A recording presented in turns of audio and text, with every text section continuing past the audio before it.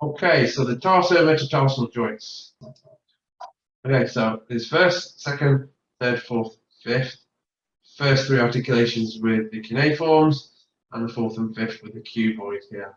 So very interesting joints. As with any other joint, they're prone to injury, they're prone to degeneration, and they're prone to overuse and all sorts of other types of problems. So ultrasound scanning is very, very nice at looking at these joints because they're very small, tiny joints and not always easily appreciated on X-rays.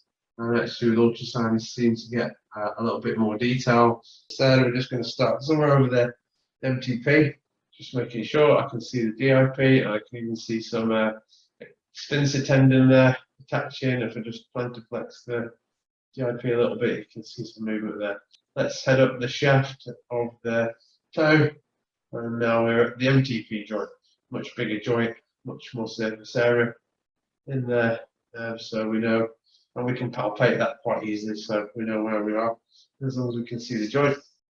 Okay, now let's follow the shaft with this. So bearing in mind, not all first metatarsals are the same. Of course, they have different angles depending on if you've got a hallux valgus, so you may or may not need to manipulate your probe to adjust and make sure you can get all the bone in the picture. So as example, if I stay linear here and I feel like I'm going in a straight line, well, look, all of a sudden I've dropped off this metatarsal, so it's not technically absolutely straight line, is it? I'm going to have to angle a little bit here. You can see the metatarsal angle is a little bit more oblique, so I'm going to have to alter my probe position to make it a bit more oblique.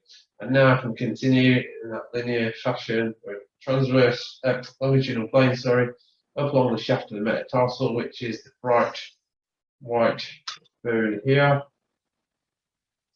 Now we're just starting to arrive at the tarsometatarsal joint, which is all of a sudden there's a bit of a step here you'll usually find, and then all of a sudden you'll have a drop, and that's indicating that the joint is in close proximity, and then you should see a gap, a little bit of a dark hypoechoic area because we've lost signal. There's nothing bouncing off the bone or reflecting back. This is just joint space here, and then we can see the next adjacent bone. So if I just follow my probe a little bit more proximal, you should see the entire outline of the cuneiform.